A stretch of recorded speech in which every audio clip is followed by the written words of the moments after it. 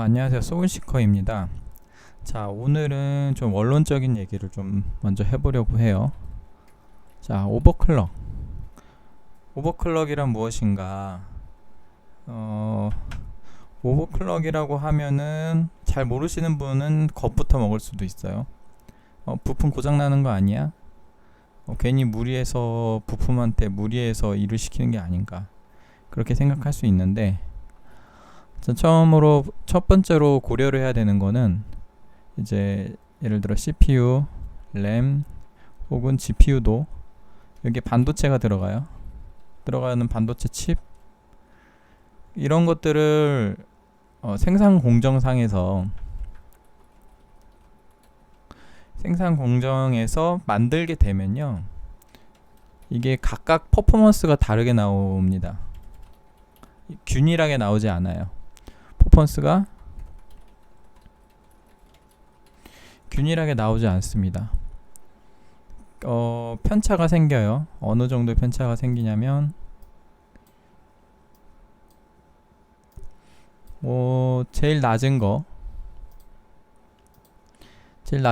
게 한 요 정도라고 하고 제일 잘 나오는 게 요 정도라 하면은, 그러면 그래프상에서 봤을 때 이렇게 해서 정규 분포를 그리겠죠. 그래서 이 중간대가 가장 많이 몰릴 겁니다. 중간대가 가장 많이 몰릴 거고, 보통 이제 한국어로는 수율이라고 불러요. 영어로는 퀄리티라고 부르는데, 이게 안 좋은 거, 엄청 좋은 거, 그다음 평범한 거. 그래서 퍼포먼스가 균일하게 나오지 않기 때문에 보통 이제 칩을 만들고 나서 판매를 고려할 때 이거를 기준으로 자릅니다. 예를 들어 우리는 이 정도까지는 요 밑에 건 버려야겠어. 요거는 버리고 여긴 버리고 요 위에 것만 판매를 하기로 합니다.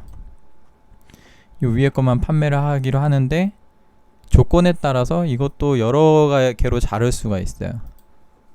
이걸 조건에 따라서 자르면 그게 여러분들이 접하는 i3, i5, i7, i9 이런 게 되는 거고요. AMD로 치면은, 그러면 이제 AMD는 거의 두 종류로 가요. CCD라고 CCX라고 할게요. CCD라고 하는 게 낫겠다. CCD가 한 개, 두 개인 제품이 있고, 그 다음에 CCD 한 개당 코어 6개, 코어 8개. 그래서 이 두 개를 조합하면 총 4개의 경우의 수가 나와요. 4개의 경우의 수 뭐냐? CCD 한 개, 코어 6개 제품, CCD 한 개, 코어 8개 제품 나오죠. CCD 2개, 코어 6개 제품, 6개인데 CCD가 2개야. 코어당 6개니까. 그래서 총 12개 제품이 나오고, CCD 2개, 코어 8개짜리가 2개니까 총 얘가 16개짜리가 나와요. 좀 익숙하죠?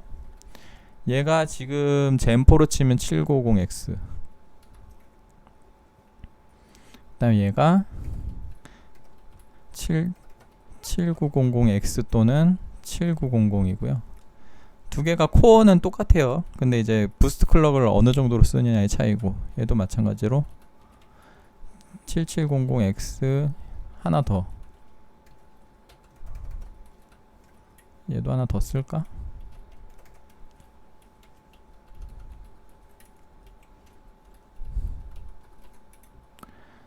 이런 CPU 라인업이 요런 식으로 잘리는 겁니다.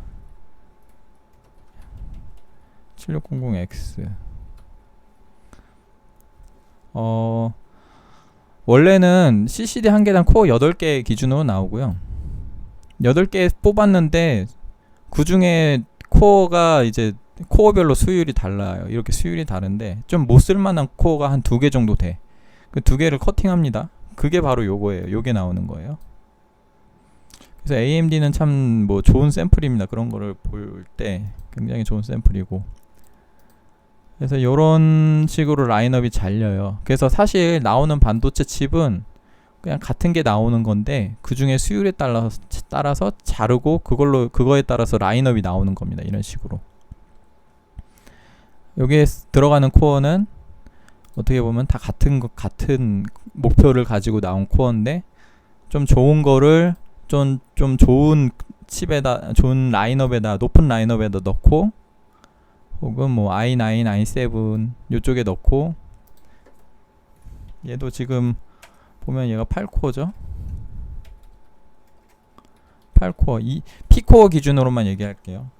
P코어 기준으로 8코어, 얘가 6코어. 2코어는 옆에다가 붙이는 거고요. 그래서 8코어, i3는 뭐 한 4코어도 있고,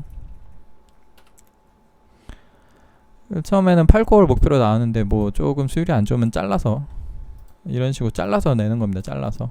얘도 잘라서 8개 기준으로 나왔다가 잘라서 6개로 만들고, 그거를 2개 붙여서 12개짜리 16개짜리를 내는 겁니다. 인텔은 P코어에다가 2코어를 붙여서 내죠. 지금 이런 식으로 나오는데, 그러면 예를 들어 볼게요. 지금 좀 수율 좋은 거, 요 앞쪽에 나오는 애들을 좀 비싼 라인업에 넣고 팔고 싶어. 이걸 팔고 싶단 말이에요. 그런데 지금 뭐가 제일 잘 나가요? 얘가 지금 제일 잘 나가고, 그 다음에 여기가 제일 잘 나가요. 왜냐하면 인텔이랑 겹쳐가지고 라인업이 좀 애매한 라인업들은 잘 안 팔립니다. 그나마 나가는 게 얘나 뭐 그래도 얘 정도?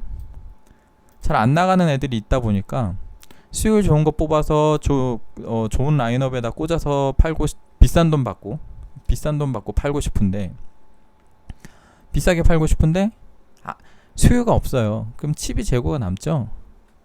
그럼 남으면 수율 좋은 애를 잘 팔리는 라인업 있잖아요. 요런 라인업이나 아니면 요런 라인업, 이런 데라도 꽂아가지고 팔아야 될 거 아니에요. 이런 데라도 꽂아서 팔아야지. 어쨌든 계속 뭔가 팔아야 될 거 아니에요. 팔아야 되기 때문에, 그러면 좀 좋은 거라도 여기다 꽂아서 계속 판매를 합니다. 그럼 원래 스펙 규격이 이런 하급 라인업이 보통 요 아래쪽에 몰려 있었겠지만, 근데 공교롭게 좀 좋은 칩이 요 아래 라인업에도 들어갈 수가 있는 거예요. 그쵸? 좀 좋은 칩이 들어갈 수도 있고요. 인텔도 마찬가지입니다. 인텔도 마찬가지고, 그 다음에 칩이 이제 처음에 이제 출시가 됐어요. 출시가 되고 팔면서 계속 얘네가 이제 공장에서 찍어내죠. 공장에서 찍어내면은 점점 이제 노하우가 쌓여가지고 공정률이 조금 개선이 됩니다. 그래서 초창기 때는 수율 안 좋은 게 많이 나온다면 점점점 불량률이 줄어들어서 점점점 위쪽으로 올라가요.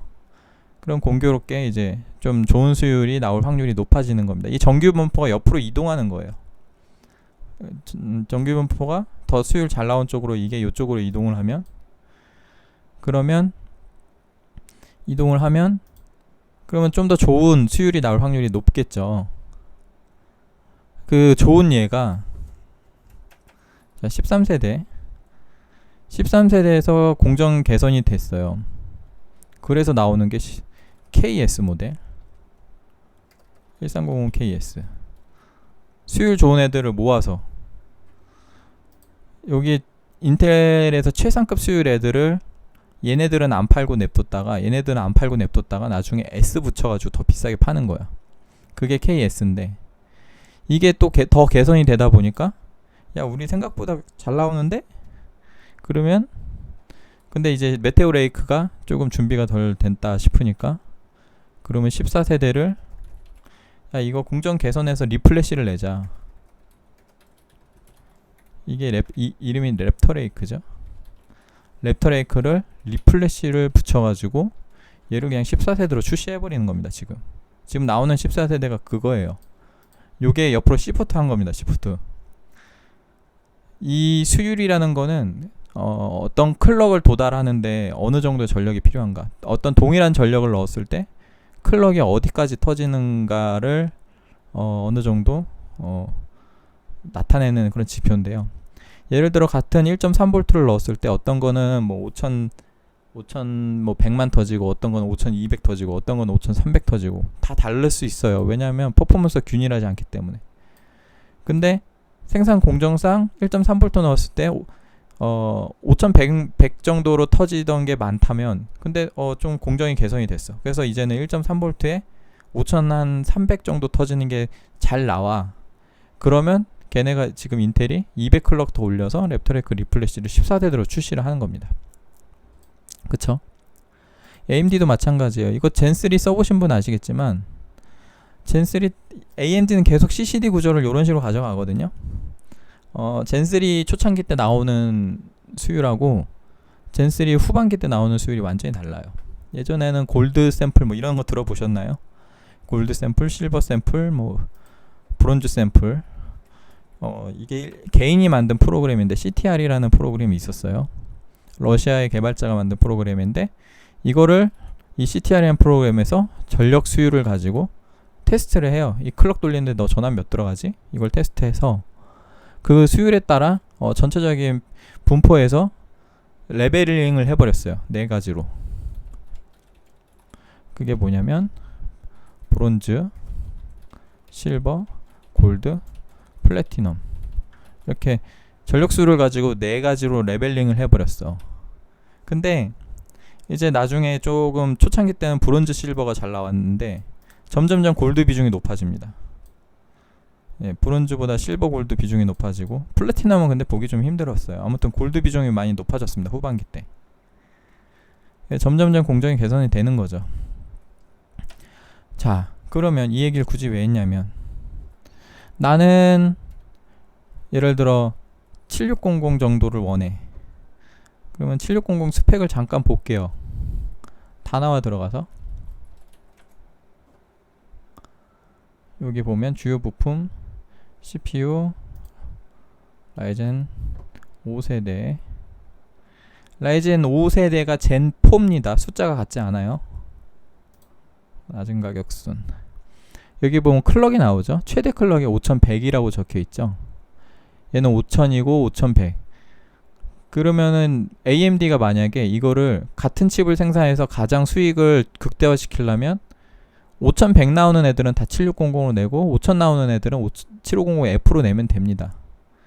5100도 안 나오는 애들을 가져다가 지금 7500F라는 라인업을 만든 건데, 근데 이게 장기적으로 볼 때 공정이 개선되면 뭐 이게 최대가 5000이지만 5100, 5200 들어가는 애들도 여기에 꽂혀질 수 있어요. 그래서 내가 원하는 건 7600이야. 나는 5100 정도를 기대를 하고 이 제품을 사는 거예요. 5100MHz. 근데 이게 지금 7600이 판매량이 많으니까 좀 좋은 애를 가져다가, 예를 들어 한 5300까지도 터지는 애가 있어. 6개 코어가 6개 코어가 5300 정도 터져. 그럼 5300 좀 더 쓸게요. 5400으로 쓸게요. 5400으로 쓸게요. 6개 코어가 5400 정도 터지는 CCD가 있어요. 그러면 6개짜리에서 가장 수율 좋은 애는 여기로 들어갑니다. 여기 7900X 5600까지 터지면 CCD가 2개가 들어가는데, 이 7900X에 2개 중에 하나는 수율이 좋은 게 꽂히고 하나는 안 좋은 게 꽂혀요. 그 좋은 게 꽂히는 게 5600일 때, 그러면 700X 라인업으로 출시를 할 수 있습니다. 근데 이거 잘 팔리나요? 7900X 사느니 7900 사죠. 그렇습니다.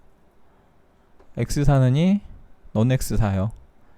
왜냐면 AMD가 전력 그래프를 잘못 만들어놔서 그래. 사실상 같은 거예요. 같은 거. 근데 전력 소비량을 얘는 조금만 들어가게끔 만들어놔서 얘가 더 좋습니다. 어쨌든 그거는 좀 자세한 설명이 필요한 부분이고, 얘는 최대 클럭을 5400이라고 라인업을 정해놨죠. 그러면 CCD 6개짜리가 그 코어 6개짜리가 최대 5400까지 터지면은 그러면 7900에서 쓸 수 있거든요. 7900에 CCD 1번 거기다 꽂으면 돼요. 그러면 조금 수율 안 좋은 거랑 조합해가지고 높은 가격에 받을 수 있을 텐데, 그런데 7900은 수요가 많지 않고 7600이 수요가 많아.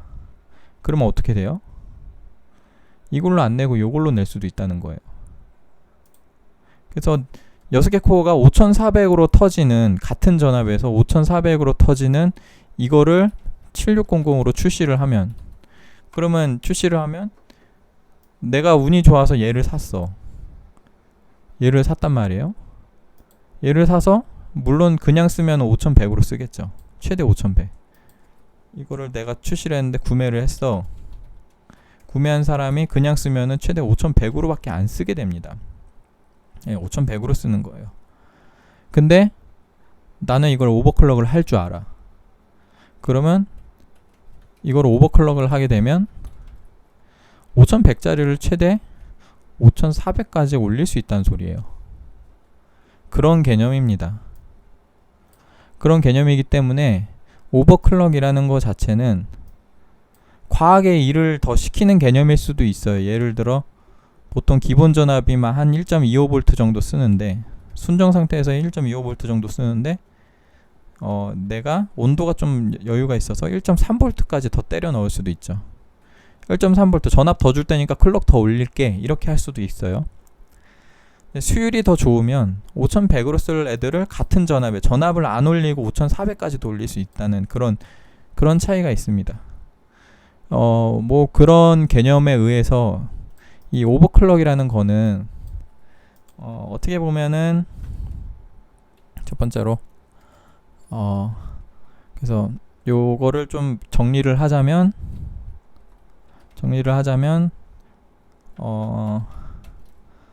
밥을 더 줘서 클럭을 올릴 수도 있어요.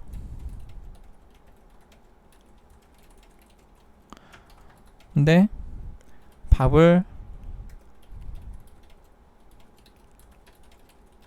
둘 다 가능한 이야기입니다. 근데 2번이 가능한지는 한번 해봐야겠죠. 2번이 안 될 수도 있습니다. 밥을 더 줘서 클럭을 올릴 수도 있고요. 밥을 똑같이 주는데도 클럭을 올릴 수도 있어요. 내 칩이 얼마나 수율이 좋은가에 따라서. 칩이 수율이 안 좋으면 이게 안 돼요. 근데 아까 얘기했던 것처럼 공교롭게 상위 수율의 코어가 하위 라인업에 들어갈 수도 있어요. 그런 것들을 얻게 되면 밥을 동일하게 주고 클럭을 올리는 게 가능합니다. 근데 이게 안 되면 밥을 더 줘서 클럭을 올리는 거고. 근데 이것도 안 될 수도 있어요. 어떤 상황에서 안 되냐면 밥을 더 주지 않았는데 온도가 이미 너무 높을 때 불가능. 클럭 올리기 불가능. 그러니까 이 전제 조건은 온도에 여유가 있어야 된다는 거. 얘도 마찬가지입니다. 얘도 수율이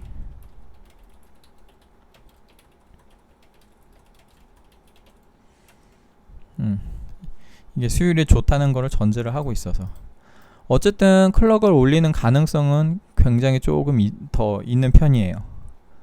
그래서 내가 사용하는 CPU가 과연 이게 가능할지 이런 거를 먼저 해보고 가능할 것 같으면 더 올려보고 그렇게 쓰는 겁니다. 오버클럭이라는 그런 개념이에요. 보통 수율이 좋은 경우, 이런 경우는요 온도도 착해요. 그냥 돌렸을 때 A라는 CPU랑 B라는 CPU가 있어요. 근데 A라는 CPU와 B라는 CPU가 수율이 달라. A가 수율이 좋고 B가 수율이 나빠요. 그러면 순정 상태에서 돌렸을 때 A 온도가 더 낮습니다.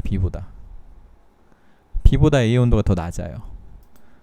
그렇기 때문에 B 정도의 온도가 될 정도까지 썼을 때 그러면 A는 클럭을 더 올릴 수 있는 거예요. 그런 개념으로. 근데 사실 전압 자체가 또 거의 비싸게 돌아가기 때문에 그렇게 큰 편차는 안 날 거고요. 순정 상태에서는. 그건 해봐야 합니다. 여러 가지 오버클럭 방법들이 있는데 그런 것들은 해봐야 알고, 많은 분들이 걱정하는 오버클럭 하면 이제 수명이 줄어드냐. 그렇게 따지면은 예를 들어 온도가 높아지죠. 왜냐면 밥을 더 주니까. 밥을 더 주면 온도가 높아집니다. 온도가 높아지면 가능성은 있어요. 근데 얼마나 줄어드느냐? 예를 들어 이 부품이 10년 쓸 건데 그게 뭐 한 9년, 8년 그 정도 쓸 정도로 수명이 줄어들 가능성은 있어요.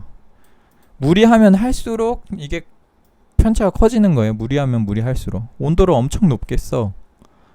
그러면은 좀 무리수인 거죠. 그렇지만 이 아까도 얘기했다시피 이런 수율 차이 때문에 대부분 이 정규분포상에서 요 하급 라인업이 돌아갈 정도로 출시를 합니다. 내가 이제 7600을 출시를 할 건데 못해도 한 요 정도는 돼야, 못해도 5100은 터져야 그런 것들은 5100으로 돌릴 때 5100 정도로 돌릴 때 온도도 높게 나오고 전압도 많이 필요해요.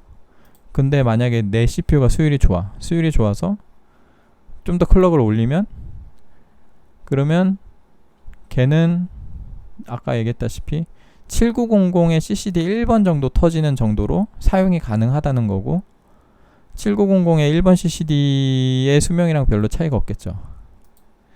뭐 그런 겁니다. 그렇게 따지면은 오버클럭 했을 때 수명이 줄어든다고 하면은요, 동일 전압에서 수율 차이가 더 좋은 거를 썼을 때도 이게 5400으로 돌렸을 때 좀 무리수라고 볼 수가 있어야겠죠. 그러니까 만약에 좀 더 고클럭으로 썼을 때 부품 수명이 줄어든다고 하면 7600보다 7900이 더 수명이 짧아야 정상입니다. 근데 뭐 얘네는 그냥 같이 출시를 하죠. 이 CPU가 보증하는 3년 정도 쓰는데 무리가 없을 거다라고 하고 출시를 하는 겁니다. 그러니까 밥을 무리해서 주지만 않으면 별로 큰 문제는 없을 거다. 어차피 되는 범위 내에서 쓰는 겁니다. 반도체한테 무리를 시키는 게 아니라 이 반도체가 감당 가능한 범위 내에서 쓰는 거고, 그 다음에 여기 지금 전제 조건이 하나 들어가요. 보통 안정화 과정이라 그래. 안정화 과정이 들어가는데, 이 안정화 과정을 어떤 기준으로 하냐면 코어의 충분한 부하 상태에서 테스트를 합니다. 충분한 부하 상태. 여기서 테스트하기 때문에 이거보다 부하량이 낮아요.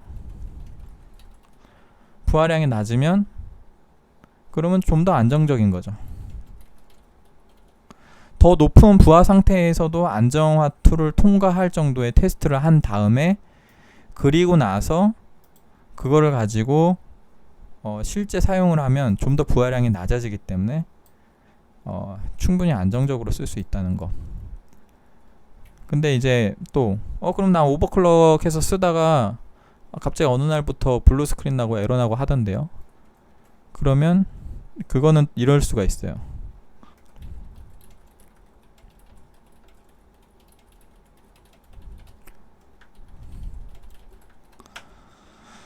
자, 우리는 보통 예를 들어 계절이 겨울에 안정화를 봤어. 겨울에 코어 온도 한 95도 정도까지 맥스 겨울에 95도까지 부하 상태에서 95도까지 되도록 안정화를 봤어요. 그래서 이거에 아주 핏하게 맞춰놨는데 여름이 됐어요. 온도 어때요? 온도가 많이 올라가요. 그러면 이 겨울에 맞춰놨던 기준치는 그 낮은 온도 기준으로 잡은 거고요. 여름에 온도가 올라가면 코어 온도도 더 올라가기 때문에 온도가 높아지면 전력을 더 필요로 합니다. 그렇기 때문에 전력이 모자라가지고 뻗어요. 블루 스크린 뻗습니다. 안정화 봤을 당시 조건하고 달라진 경우 뻗어요. 꼭 계절뿐만이 아니라 케이스 내부 온도가 장기적으로 사용했을 때 먼지가 쌓인다. 내부 쿨링이 조금 점점점 안 좋아진다.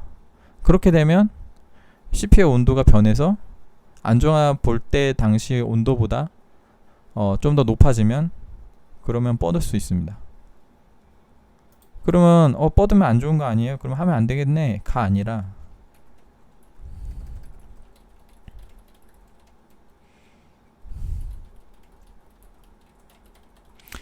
안정화 과정 볼 때 보수적으로 설정을 해야죠. 온도 높을 거 감안해서. 그러니까 여유 온도 마진을 더 주고 좀 더 낮은 온도에서도 돌아갈 정도로 세팅을 하고, 그러고 안정화 보고 나서 전압을 좀 더 준다거나 여유롭게. 그러니까 결국엔 빡빡하게 세팅을 할수록 불안정해지는 겁니다. 세팅을 빡빡하게 할수록. 좀 여유롭게 좀 보수적으로 세팅을 할수록 좀 더 안정적으로 돌아갈 겁니다. 그렇기 때문에 예를 들어 7600이 아까 계속 7600을 예를 드는데 7600에 5100이라고 세팅되어 있죠. 근데 웬만한 7600 갖다가 클럭 높여보면 5100 이상 들어가긴 할 겁니다. 이 CPU 제조사에서도 이런 여러가지 조건에 따라서 문제가 생길 걸 감안하고서 좀 보수적으로 설정을 해요. 그래서 예를 들어 뭐 5200, 5300 정도 터질 CPU 가지고 7600을 출시를 한다. 뭐 그런 정도로. 그런 것까지 감안해서 우리가 클럭을 높여서 좀 더 높은 클럭을 즐길 수 있는 거고요. 아무튼 그렇습니다. 그래서 수명이 줄어드느냐라고 얘기를 하면 아예 제로는 아니겠지만 사용자가 잘 하면 됩니다. 잘 하면 다를 바가 없어요. 7600짜리랑 790짜리랑 다를 바가 없다.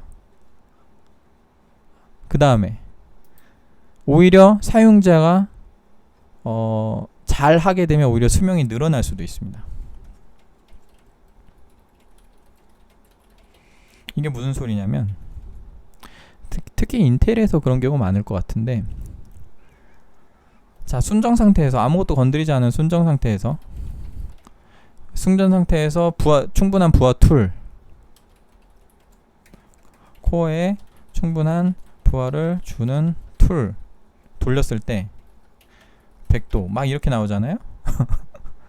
그런 경우 인텔에서 많이 보여요. 최근에 100도 이러면은 이 상태에서 쓰는 것보다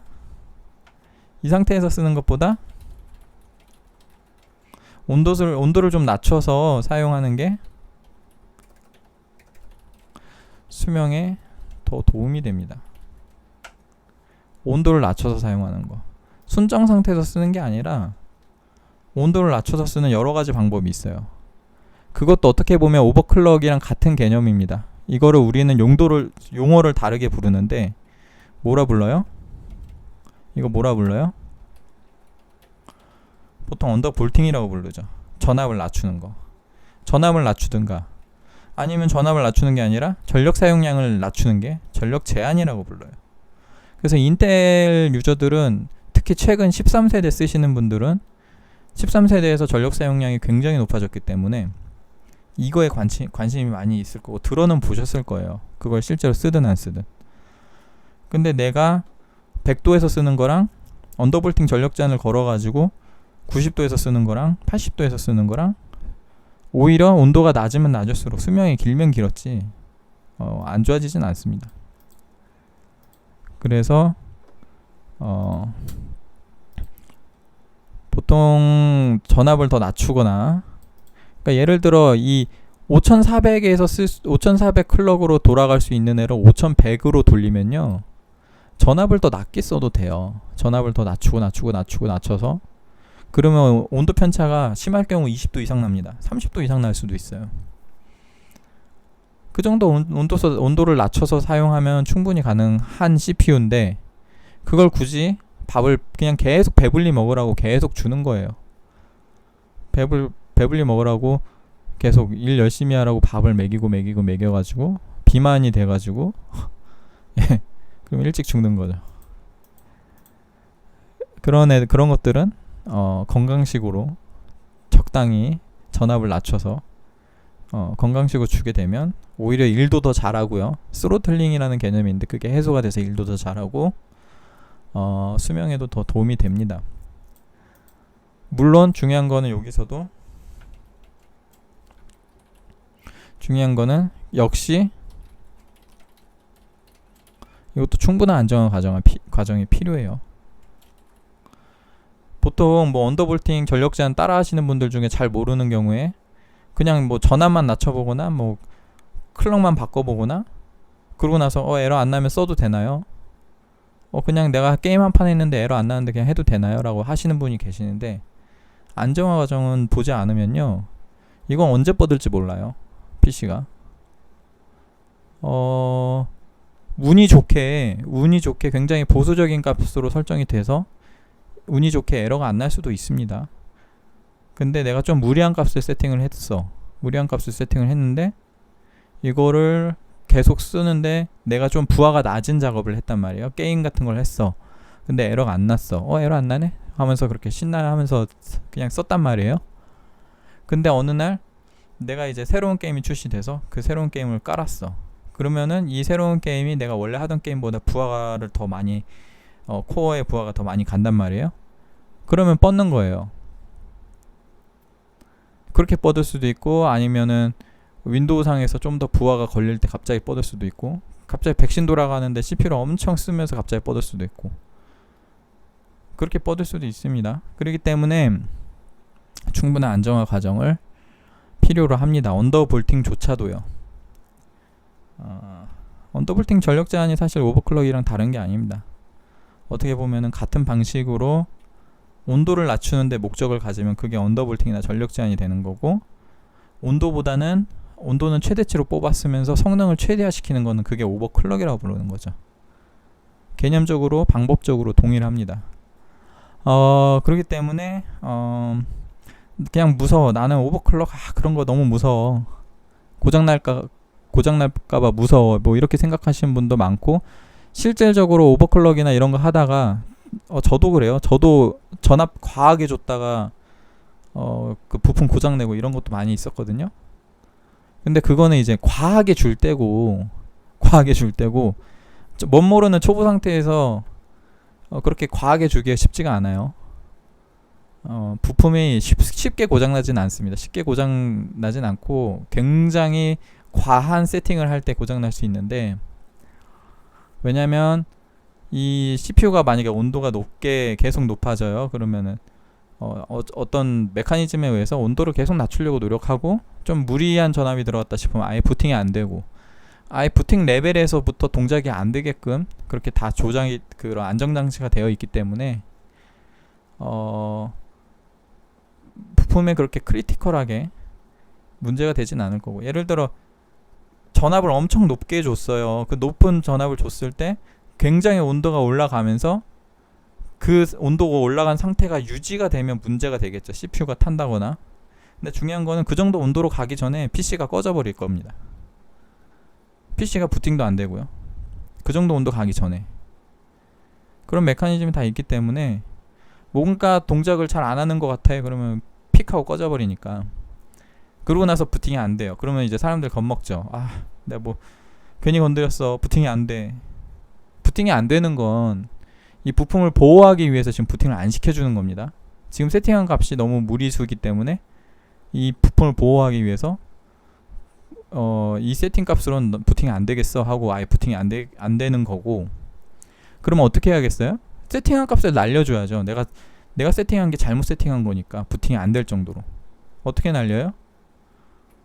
항상 제가 강조하는 거, 오버클럭이든 언더볼팅이든 뭔가 바이오스를 수정할 때 전제 조건 꼭 이거를 숙지하셔야 됩니다. 시머스 클리어하는 방법을 숙지하시고 시작하시면 됩니다.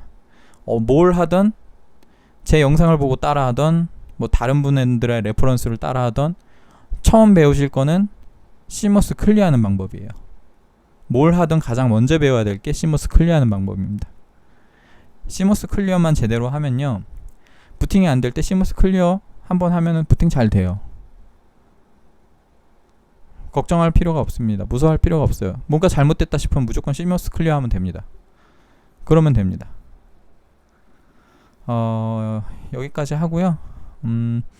다음 영상에는 시머스 클리어하는 방법을 좀 소개를 해볼까 합니다. 제가 차근차근 뭐 기초부터 이렇게 설명하는 영상을 준비를 하려고 해요. 그래서 제 영상 보시는 분들 중에 뭐 영상들 내용이 너무 어려워서 뭔 소린지도 모르겠고, 그냥 무작정 따라 하시는 분들이 많을 텐데 기반적인 지식부터 조금 쌓아가셨으면 해서 이런 컨텐츠를 좀 준비를 하려고 하고요.